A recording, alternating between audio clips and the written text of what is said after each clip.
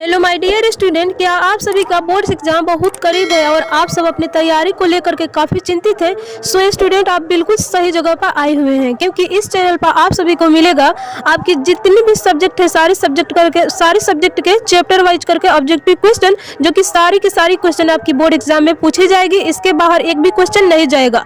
सो चलिए अपनी कीमती टाइम को वेस्ट न करते हुए करते हैं अपने वीडियो को स्टार्ट और देखते हैं सबसे पहला क्वेश्चन। सो फ्रेंड्स, सबसे पहला क्वेश्चन बोला जा रहा है कि निम्नलिखित में से कौन से कवि निरक्षर थे। सो ये थे कबीरदास। इसकी राइट आंसर हो जाएगी ए नंबर, यानी कि कबीरदास। अब हम देखते हैं 2 नंबर क्वेश्चन। 2 नंबर में कहा जा रहा है किस कवि का मूल नाम वैद्यनाथ मिश्र है। तो ये जो है सो नागार्जुन जो थे उसी का मूल नाम वैद्यनाथ मिश्र था। सो अब हम देखते हैं 3 नंबर क्वेश्चन। ओ सादा नीरा, यहाँ पे 3 नंबर क्वेश्चन पर ध्यान दीजिए। ओ सादा नीरा शीर्षक का संबंध किस विधा से है। तो ये जो है सो ये निबंध है। यहाँ पे इसकी राइट आंसर सी होगी। अब हम देखते हैं 4 नंबर क्वेश्चन। सो 4 नंबर क्वेश्चन में कहा जा रहा है फ्रेंड्स, यहाँ पे 4 नंबर में कहा जा रहा है किस रचनाकार के पंक्तियां है नारी स्वपन है, नारी सुगंध है, नारी पुरुष की बाह पर झूलती हुई जूही की माला। तो ये जो है इसकी राइट आंसर हो जाएगी डी, यानी कि रामधारी सिंह दिनकर। अब हम देखते हैं 5 नंबर। 5 नंबर में कहा जा रहा है कि भगत सिंह के पिता और चाचा किसके सहयोगी थे। तो ये जो थे ये थे लाला लाजपत राय की। इसकी राइट आंसर सी होगी। अब हम देखते हैं 6 नंबर क्वेश्चन। 6 नंबर में कहा जा रहा है कि सिपाही की मां निम्नलिखित में से कौन है। तो ये जो है सो बिस्विनी है। इसकी राइट आंसर होगी बी। अब देखते हैं 7 नंबर क्वेश्चन। सो 7 नंबर क्वेश्चन में कहा जा रहा है कि तिरछी के रचनाकार कौन है। तो इसकी रचनाकार है उदय प्रकाश। इसकी राइट आंसर डी होगी। अब हम देखते हैं 8 नंबर को। प्रेमचंद्र की रचना है। प्रेमचंद्र की कौन सी रचना है। तो इसकी रचना जो है पुष्ट की रात। इसकी राइट आंसर बी होगी। देखते हैं 9 नंबर क्वेश्चन। सो 9 नंबर क्वेश्चन में कहा जा रहा है फ्रेंड्स, तुलसीदास कैसे कवि माने जाते थे। ये जो है ये माने जाते थे समन्वयवादी कवि। सो देखते हैं 10 नंबर क्वेश्चन। 10 नंबर में कहा जा रहा है कि सुभद्रा कुमारी चौहान की कविता है। तो इसकी जो कविता है ये है पुत्र वियोग। अब हम देखते हैं 11 नंबर क्वेश्चन। 11 नंबर में कहा जा रहा है कि मालिक मोहम्मद जायसी कैसे कवि थे। तो ये जो थे सो ये थे प्रेम मार्गी कवि। अब हम देखते हैं 12 नंबर क्वेश्चन। आप भी मेरे साथ अगर कोई मतलब क्वेश्चन का आंसर राइट या रॉन्ग हो जा रहा है तो आप हमें कमेंट कर सकते हैं। सो देखते हैं 12 नंबर को। 12 नंबर में कहा जा रहा है कि मीरा ने अपना प्रीतम किसे माना है। मीरा ने अपने प्रीतम किसे माना है। तो कृष्ण को। इसकी राइट आंसर बी होगी। कृष्ण को मीरा ने प्रीतम माना था। सो अब हम देखते हैं 13 नंबर क्वेश्चन, जो इसमें बोला जा रहा है कि भूषण की कविता है। तो इसकी कविता जो है कवित्त है। सो देखते हैं 14 नंबर। सो 14 नंबर में कहा जा रहा है फ्रेंड्स, अधिनायक शीर्षक कविता के कवि हैं। तो इसकी जो कवि है ये है रघुवीर सहाय। अब हम देखते हैं 15 नंबर। 15 नंबर में कहा जा रहा है कि रघुवीर सहाय ने किस विषय से MA किया है। तो ये जो किए हैं अंग्रेजी से। इसकी राइट आंसर बी होगी। अब देखते हैं 16 नंबर क्वेश्चन। तो 16 नंबर में कहा जा रहा है कि सुंदर का पर्यायवाची शब्द है। तो इसकी पर्यायवाची जो होगा उसके पर्यायवाची होता है मनोहर, यानी कि इस क्वेश्चन की राइट आंसर सी होगी। सो देखते हैं 17 नंबर। 17 नंबर में कहा जा रहा है कि छात्रों के रहने का स्थान कहलाता है। तो क्या कहलाता है। छात्रावास। इसकी राइट आंसर ए होगी। अब हम देखते हैं 18 नंबर क्वेश्चन। 18 नंबर में कहा जा रहा है फ्रेंड्स, वह स्थान जहाँ सेना रहती है क्या कहलाता है। तो वह कहलाता है छावनी। यहाँ पे इसकी राइट आंसर बी होगी। अब हम देखते हैं 19 नंबर क्वेश्चन। 19 नंबर में कहा जा रहा है कि जहाँ पहुँचाना कठिन है क्या कहलाता है। तो वह कहलाता है दुर्गम, यानी कि इस क्वेश्चन की राइट आंसर ए होगी। अब हम देखते हैं 20 नंबर। 20 नंबर में कहा जा रहा है कि सदाचार का संधि विच्छेद क्या होता है। तो इसका संधि विच्छेद सत प्लस आचार होता है, यानी कि इसकी राइट आंसर बी होगी। अब हम देखते हैं 21 नंबर क्वेश्चन, जिसमें कहा जा रहा है कि राजेंद्र का संधि विच्छेद क्या होता है। तो इसकी राइट आंसर ए होगी, यानी कि राज प्लस इंद्र। अब हम देखते हैं 22 नंबर। 22 नंबर में कहा जा रहा है कि महेश का संधि विच्छेद क्या होता है। तो इसकी राइट आंसर सी हो जाएगी, यानी कि महा प्लस इस।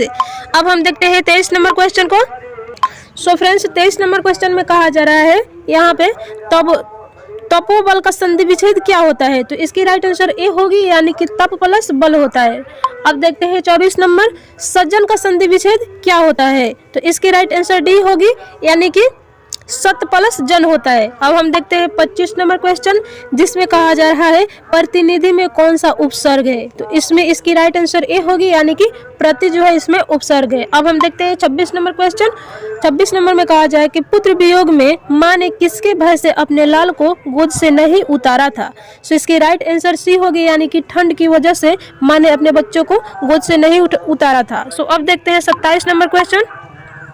सो स्टूडेंट 27 नंबर क्वेश्चन में कहा जा रहा है फणीश्वर नाथ रेणु की रचना है। इसकी रचना कौन सी है? इसकी राइट आंसर ए होगी, यानी कि मैला आंचल। अब हम देखते हैं 28 नंबर क्वेश्चन, जिसमें कहा जा रहा है कि कौन सी कहानी चंद्र शर्मा गुलेरी की नहीं है। सो इसकी राइट आंसर बी होगी, यानी कि तिरछी। अब हम देखते हैं 29 नंबर क्वेश्चन को। सो फ्रेंड्स यहाँ पे 29 नंबर क्वेश्चन में कहा जा रहा है, यहाँ पे बातचीत निबंध के निबंधकार कौन है। तो इसकी राइट आंसर सी होगी, यानी कि बालकृष्ण भट्ट है।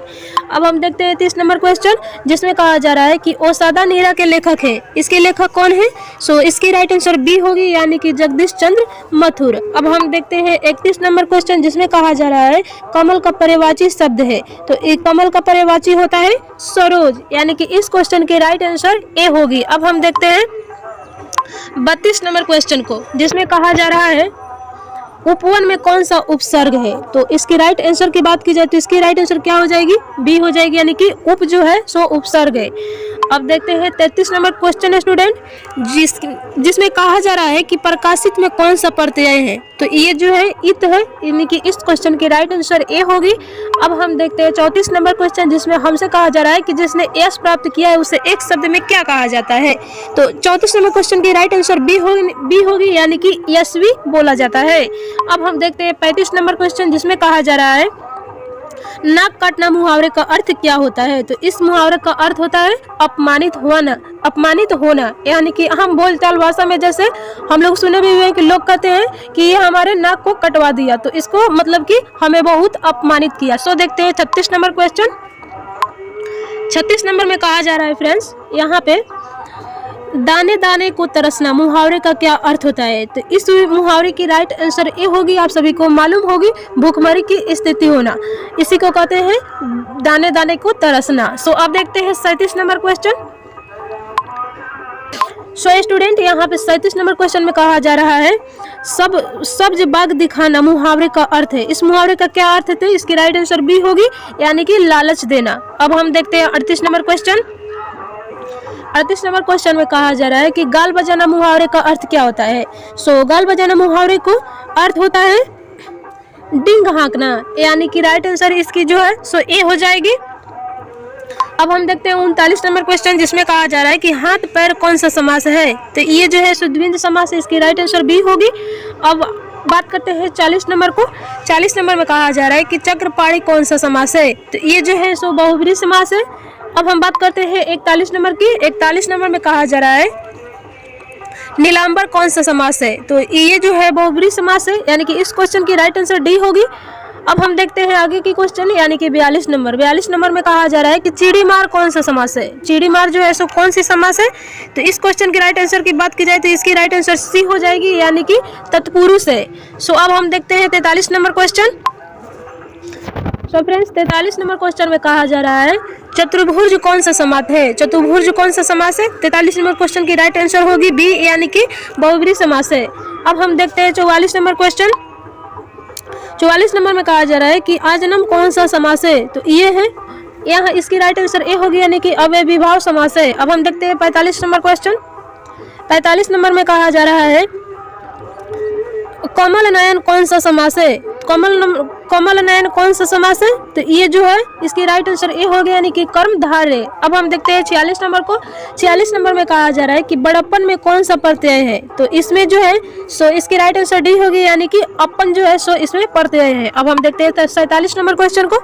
47 नंबर में कहा जा रहा है कि आलसी का विलोम है। आलसी का विलोम क्या होता है। तो इसकी राइट आंसर सी होगी, यानी कि परिश्रमी। अब हम बात करते हैं 48 नंबर क्वेश्चन की। 48 नंबर में कहा जा रहा है फ्रेंड्स कायर का विलोम क्या होता है। तो कायर का विलोम क्या होता है, इसकी राइट आंसर बी हो जाएगी। आप सभी को पता है विलोम पूछा जा रहा है, यानी कि जो सवाल पूछा जा रहा है उसके बिल्कुल अपोजिट आप सभी को जवाब देना है। सो अब देखते हैं 49 नंबर क्वेश्चन को। सो फ्रेंड्स 2 क्वेश्चन छूट गया है, आगे की वीडियो में आप सभी को मिल जाएगा। इसके पहले मैं सेट 1 और सेट 2 बना चुकी हूँ, अगर आप सब नहीं देखेंगे तो जाके वीडियो को प्ले लिस्ट चेक कर लीजिएगा। ये सेट 3 है और सेट 5 से लेकर सेट 6 तक आप सभी को देखने को मिलेगा।